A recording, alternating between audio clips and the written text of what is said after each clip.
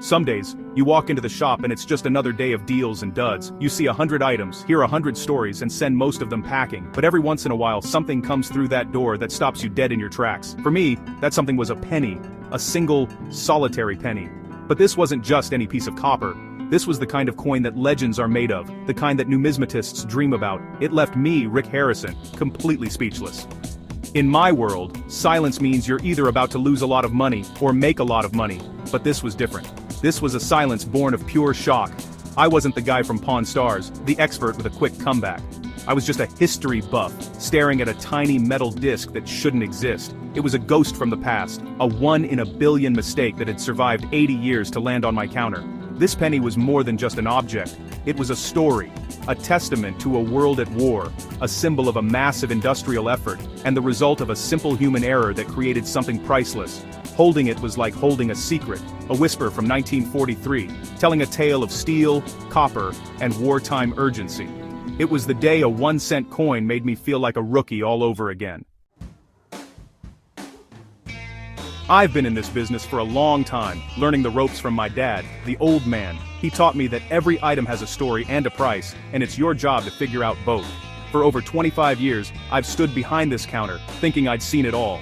My job is to separate the treasure from the trash, and I've gotten very good at it. My reputation is built on being the guy who knows his stuff, spotting fakes from a mile away. In the pawn business, if you hesitate, you lose. So, when something authentic and truly extraordinary appears, it's a jolt to the system. That's why this story is worth telling. It's about what it takes to break through that wall of experience and skepticism.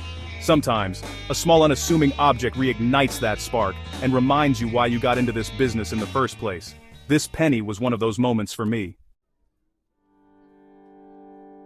It started like any other day at the shop. Tourists, sellers, and the usual chaos. I was behind the counter, appraising a silver tea set when a man approached. He was quiet, not the flashy type, and he pulled out a small plastic case with a single coin, a penny. My first thought, here we go again.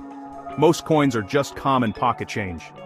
I picked up the case for a closer look, mostly out of courtesy. The date, 1943. That caught my attention.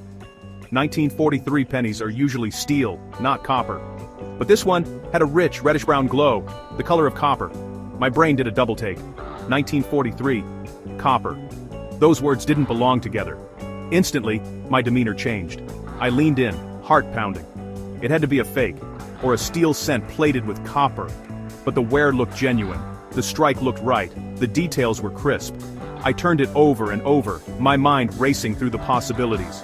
The noise of the shop faded away. It was just me and this impossible little coin. For the first time all day, I didn't know what to say. This was no ordinary penny. It was the start of something big.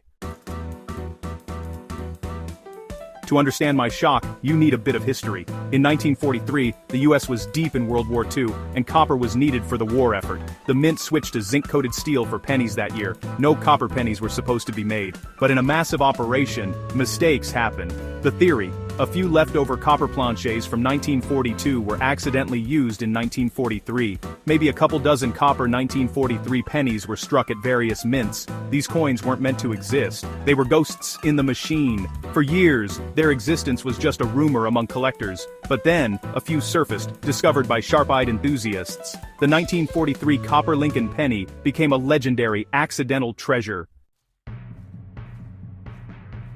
What makes this copper coin so valuable? Two things: rarity and demand. Only a handful exist, compared to hundreds of millions of steel pennies from 1943. The demand is off the charts. This is a holy grail for collectors. Even non-collectors have heard the legend of the 1943 copper cent. That's why the price can reach astronomical levels, sometimes over $1 million at auction. But with value comes counterfeits. Some are steel cents plated with copper, easily exposed by a magnet. Others are altered dates on copper pennies from other years, requiring expert inspection. So as I stood there, the million-dollar question was it real, or a clever fake? The stakes couldn't be higher. My training kicked in. When you don't know, you call a buddy who does. I could do some checks, but for a coin like this, you need a specialist. I called my rare coin expert, someone who knows every detail, every trick. The seller was calm, which was a good sign. When my expert arrived, the shop grew tense. He brought out his tools, a microscope, a scale, and reference books. First, the magnet test. Nothing. It wasn't copper-plated steel. The coin was solid copper. Now came the hard part. Was it a genuine 1943 strike? Under the microscope, the expert examined every detail. The date, the font, the mint mark, the wear. He compared it to known genuine examples. The minutes ticked by like hours. The entire shop seemed to be holding its breath. As the expert examined the coin, I was just an observer. All my experience took a backseat to the scientific process. The silence was heavy, even Chumley was quiet. Finally, the expert leaned back and spoke. "This is not a fake. The die markers were correct. The strike matched a mid-war Philadelphia press. The wear was natural. In my professional opinion, this is a genuine 1943 copper Lincoln cent." The silence that followed was profound. My brain heard the words, but it took a second to register. Genuine. Real. The legend was real, and it was sitting on my counter. For a guy who makes a living with his words, I had none. It was pure awe, face to face with history. The shock wasn't about the money, not at that moment. It was about the object itself, a true piece of American history.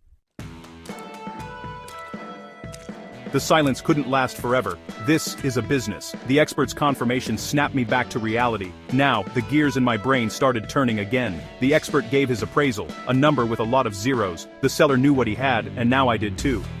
Making an offer on an item like this is a delicate dance. I explained the risks, the auction process, and the commission. I made my offer, a life-changing sum, a strong and serious number. There was a respectful negotiation, not the usual haggling. We found a number we could both live with and shook hands. The deal was done. The gold and silver pawn shop became the temporary custodian of a numismatic legend. This deal wasn't just about the money, it was about becoming part of the coin's incredible story.